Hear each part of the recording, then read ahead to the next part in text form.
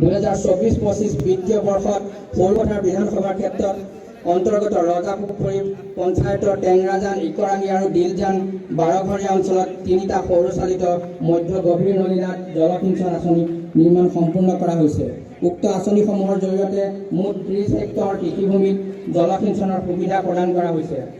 এছপিডি গ্ৰামীণৰ অধীনত 2023-24 বিত্তীয় বৰ্ষৰ বাবে সৰুপথাৰ বিধানসভা ক্ষেত্ৰৰ পদুম পুখুৰীত ধনশিৰি নদীৰ পৰা উত্তোলিত জলসিঞ্চন আঁচনি শীৰ্ষক আঁচনিখনৰ নিৰ্মাণৰ কাৰ্য সম্পূৰ্ণ কৰা হৈছে আৰু উক্ত আঁচনিখন 22 জানুৱাৰী 2026 তাৰিখে উদ্বোধন কৰা হৈছে।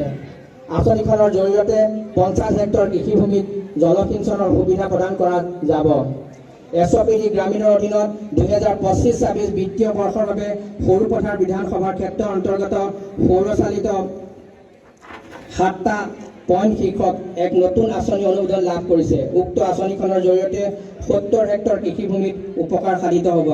আঁচনিখনৰ নিৰ্মাণ কাৰ্য শীঘ্ৰে 7টা স্থানত যেনে নাওজান, মিলন চুক, 1 নং টেঙানী, 2 নং টেঙানী, বৰহোলা, শ্যামগাঁও, ৰতনপুৰ, টেঙাবাৰী আৰু 2 নং গংপুৰত আৰম্ভ কৰা হ'ব।